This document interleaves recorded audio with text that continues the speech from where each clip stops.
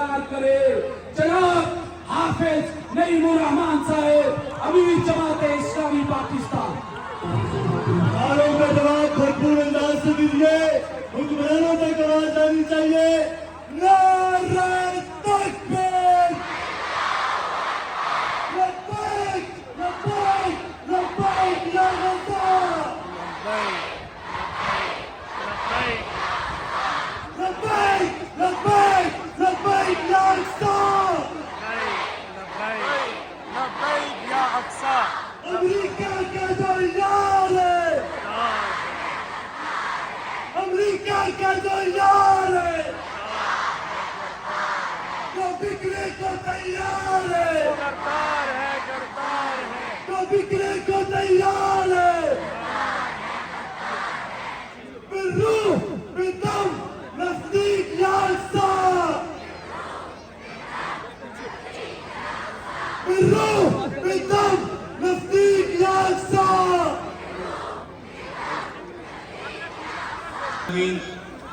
والصلاة والسلام على رسوله الكريم وعلى آله وأصحابه أجمعين. أما بعد فأعوذ بالله من الشيطان الرجيم. بسم الله الرحمن الرحيم.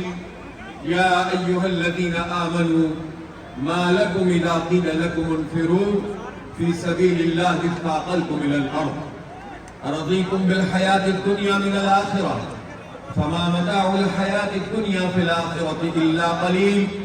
صدق اللہ العلی العظیم. قائد محترم جناب سراج الحق صاحب، مہمانان گرامی، قائدین محترم اور آج کے اس عظیم الشان غزہ مارچ میں شرکت کرنے والے میرے بھائیوں، نوجوانوں، بزرگوں، میری بہت ہی قابل احترام اور عزت مآب بہنوں، بیٹیوں اور جماعت اسلامی حلقہ خواتین کی ذمہ داران ڈاکٹر حمیرہ طارق صاحبہ اور ان کی ٹیم، آج میں آپ کو خراج تحسین پیش کرتا ہوں۔ تا حد نگاہ انسانوں کا سمندر ہے، اور بات صرف اتنی نہیں ہے کہ یہاں چاروں طرف بھی لوگ موجود اور میرے سامنے میلوں تک بھی انسان ہے، بلکہ پیچھے بھی ایسے ہزاروں لوگ موجود ہوں گے جو اس جلسہ گاہ میں شریک ہونا چاہتے ہیں لیکن انہیں جگہ نہیں مل رہی ہے۔ آج آپ لوگوں نے اپنے غیرت ایمانی کا ثبوت دیا ہے، فلسطین کے مسلمانوں سے یکجہتی کا ایک زبردست پیغام دیا ہے۔ آج آپ لوگوں نے یہ عظیم الشان ملین مارچ منعقد کر کے یہ ثابت کیا ہے کہ حکمران تو امریکہ سے یقیناً ڈرتے ہیں، حکمران تو سوئے ہوئے ہیں، لیکن یہ امت سوئی ہوئی نہیں ہے۔ اس کو سلانے کے لیے اقدامات ضرور کیے جاتے ہیں، لیکن ایمان کی وہ چنگاری ان میں موجود ہے جو شعلہ جوالہ بن جاتی ہے، اور اپنے ایمان کے اظہار کے لیے آج یہاں اسلام آباد پہنچے ہیں۔ میرے بھائیوں اور دوستوں، میری بہنوں، میں آپ سے یہ پوچھنا چاہتا ہوں کہ آپ تو یہاں پر اس جگہ موجود ہیں، یہ بھی اسلام آباد ہے، اسلام آباد کی بڑی شاہراہ ہے، اور ہم نے یہ کہا تھا کہ ہم اسلام آباد میں سفارت خانے کی طرف، امریکی سفارت خانے کی طرف مارچ کریں گے، لیکن مجھے افسوس کے ساتھ کہنا پڑتا ہے کہ پاکستان کا حکمران طبقہ، پاکستان کا حکومت کرنے والا یہ طبقہ، یہ امریکہ سے خوف کھاتا ہے، یہ اللہ پر ایمان نہیں رکھتے، یہ امریکہ کو خدا سمجھتے ہیں، یہ اسرائیل سے ڈرتے ہیں، اسی لیے انہوں نے پورے اسلام آباد کو بند کرنا شروع کر دیا۔ مجھے یقین ہے کہ میں آج ابھی آپ سے کہوں کہ ہم مارچ کرنا شروع کرتے ہیں تو مجھے بتائیے کہ کوئی کنٹینر آپ کا راستہ روک سکتا ہے؟ کسی پولیس والے کی بندوق آپ کا راستہ روک سکتی ہے؟ کسی ادارے کا کوئی سپاہی آپ کا راستہ روک سکتا ہے؟ یہ نہیں روک سکتے، لیکن یہ پاکستان ہے اور ہم پاکستان کے محب وطن شہری ہیں۔ ہم پاکستان کا امیج پوری دنیا میں یہ بنا کر دکھانا چاہتے ہیں کہ یہاں فلسطین کے حوالے سے یکجہتی موجود ہے، کوئی لڑائی نہیں ہے، کوئی تقسیم نہیں ہے۔ حالانکہ ہمیں دکھ کے ساتھ پڑتا ہے کہ ہمارا یہ حکمران طبقہ یہ اپنی ساری طاقت کے باوجود غلام ابن غلام ہے، امریکہ کے آگے جھکتے ہیں، مسلمانوں کے لیے نہیں لڑتے ہیں، قوم کو فتح کرنے میں بہت مستعد ہے لیکن کشمیر کے لیے نہیں لڑتے، فلسطین کے لیے نہیں لڑتے، امت کو جگانے کے لیے کوئی کام نہیں کرتے۔ اس لیے ہم چاہتے تو یہ ہمارا راستہ نہیں روک سکتے تھے، ہم اب بھی یہ فیصلہ کر سکتے ہیں، لیکن ہم نے یہ پیغام دنیا تک پہنچانا ہے کہ پاکستان متحد ہے، پاکستان میں جب چاہتی ہے، ہم اپنے پولیس والوں کے ساتھ تصادم نہیں کرنا چاہتے، پوری دنیا میں یہ نہیں بتانا چاہتے کہ مسلمانوں کی پولیس نیوکلیئر پاور پاکستان کی پولیس اور وہ پاکستان جو کلمہ طیبہ کی بنیاد پر لا الہ الا اللہ محمد رسول اللہ کی بنیاد پر حاصل کیا گیا ہے، اس کی پولیس اور فوج اپنے ہی لوگوں کو روکتی ہے اور اپنے ان عزیز لوگوں کے لیے روکتی ہے جس کا نام امریکہ ہے، جو قاتل ہے، جو دہشت گرد ہے، جو اسرائیل کا پشتیبان ہے، جو ریڈ انڈین کے قاتل ہے،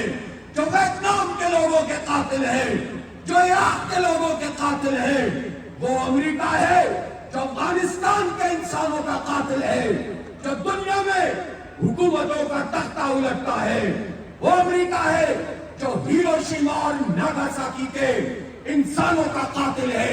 تم ان قاتلوں کی ایک ایمبیسی کو روکنے کے لیے مستعد ہو جاتے ہو لیکن مسلمانوں کے لیے اکٹھے نہیں ہوتے ہو، تم ان کو بچانے کے لیے آواز بلند نہیں کرتے ہو، تم اس کے لیے مسلم ممالک کو اکٹھا نہیں کرتے ہو۔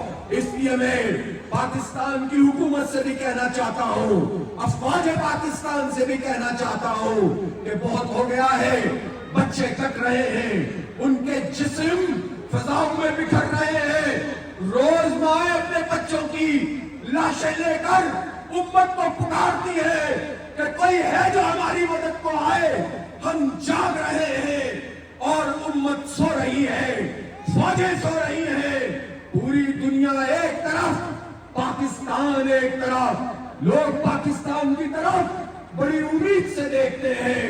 اس لیے حکمرانوں، میں افواج سے کہتا ہوں، سپہ سالاروں، اب بھی اگر نہیں اٹھو گے تو اگر تم یہ سمجھتے ہو کہ امریکہ اور اسرائیل ان کی خدمت کر کے ہم کوئی عزت حاصل کر سکتے ہیں تو یہ یاد رکھو کہ امریکہ کسی کا بھی نہیں ہے، امریکہ نہ دشمنوں کا ہے نہ دوستوں کا ہے، وہ صرف دہشت گردوں کو سپورٹ کرتا ہے اور ہم سب اس کا نشانہ ہے۔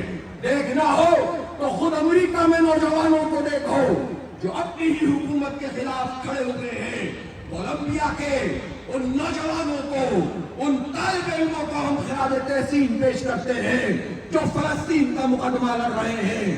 ہارورڈ یونیورسٹی کے طلبہ اور طالبات لندن میں، برلن میں، سڈنی میں، پرتھ میں، پیرس میں، ان سب جگہوں پر باضمیر انسان فلسطین کے ساتھ کھڑے ہوئے ہیں۔ تو ہم تو مسلمان ہیں، ہمارا تو قبلہ اول ہے، وہ مقام ہے جہاں نبی اکرم صلی اللہ علیہ وآلہ وسلم نے انبیاء کی امامت فرمائی تھی۔ 15 سال آپ صلی اللہ علیہ وسلم نے اس کی طرف رخ کر کے نماز پڑھی تھی۔ وہ ہمارا تیسرا قبلہ ہے، وہ یہودیوں کے قبضے میں ہے۔ کون یہودی، کون صہیونی جو جبرن یہاں پر مسلط کر دیے گئے ہیں؟ یہ عربوں کی سرزمین ہے، یہ فلسطینیوں کی سرزمین ہے۔ سامراج نے، استعمار نے یہاں سازش کر کے ناسور کی صورت میں یہودیوں کو لا کر بسایا ہے، ہماری زمینوں پہ قبضہ کیا ہے۔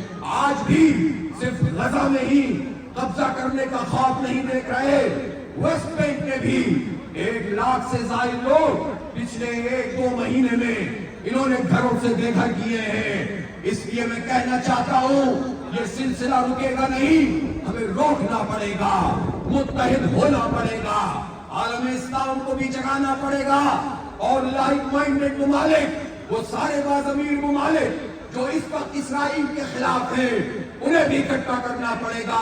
کوئی اور یہ کام کرے نہ کرے، پاکستان کو یہ کام کرنا ہوگا. اس لیے میں کہنا چاہتا ہوں یہ صرف سیاسی نعرے بازی نہیں ہے، یہ ہمارے ایمان کا معاملہ ہے. فلسطین سے ہمارا تعلق ایمان اور عقیدے کا تعلق ہے.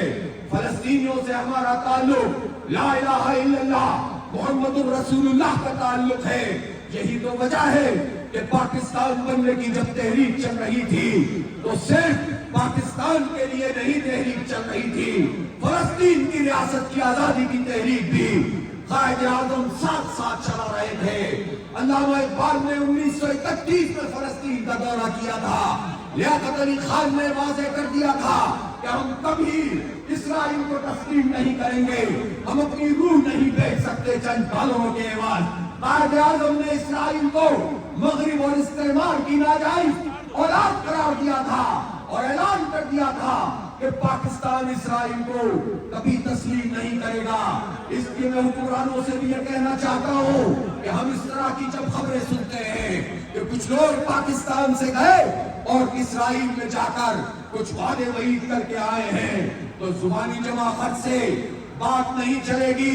بتاؤ کس نے بھیجا تھا؟ کون پاکستان میں اتنا جرأت مند ہے؟ کس کے پاس اتنی طاقت ہے کہ وہ ایسے ایجنٹوں کو وہاں پر بھیجتے ہیں؟ اس لیے اگر کوئی یہاں یہ خواب دیکھ رہا ہے کہ اسرائیل سے دوستی کی پینگیں بڑھانے کے لیے کوئی کام کیا جائے تو سمجھ لو انسانوں کا یہ سمندر تمہیں عبرتناک انجام سے دوچار کر دے گا. تمہاری داستان مٹ جائے گی. اس لیے سوچنا بھی نہ، کسی کے پاس چاہے بندوق ہو چاہے حکومت کی طاقت ہو، اسرائیل کی طرف بڑھو گے تم برباد کر دیے جاؤ گے، تباہ کر دیے جاؤ گے. اس لیے ہم یہ کہنا چاہتے ہیں کہ اٹھو اور فلسطینیوں کا مقدمہ لڑو، اٹھو اور اسرائیل کی مذمت کرو، اٹھو اور امریکہ کے مقابلے میں آ کر کھڑے ہو جاؤ. یہ ہماری ساری نفری جو امریکی سفارت خانے کے تحفظ کے لیے لگاتے ہو، اس کے نتیجے میں تم امریکہ کو یہ میسج دینا چاہتے ہو کہ ہم آپ کے غلام ابن غلام ہیں. تم یقیناً غلام ہوگے لیکن یہ سارے محمد مصطفیٰ صلی اللہ علیہ وآلہ وسلم کے غلام ہیں اور محمد کے غلاموں کو امریکہ کی غلامی قبول نہیں ہے. محمد کے غلاموں کو اسرائیل کی غلامی قبول نہیں ہے اور ان کے ایجنٹوں کی غلامی قبول نہیں ہے. اس لیے ہم یہ کہنا چاہتے ہیں کہ پاکستان میں حماس کا دفتر کھولا جائے، حماس کو ریکگنائز کیا جائے. وہ ایک لیجیٹیمیٹ پاور ہے، وہ ایک ریزسٹنٹ موومنٹ ہے، وہ اقوام متحدہ کے چارٹر کے مطابق ایک ایسی فوج جو قابل فوج ہے، اس کا مقابلہ کرنے والے مجاہد ہیں.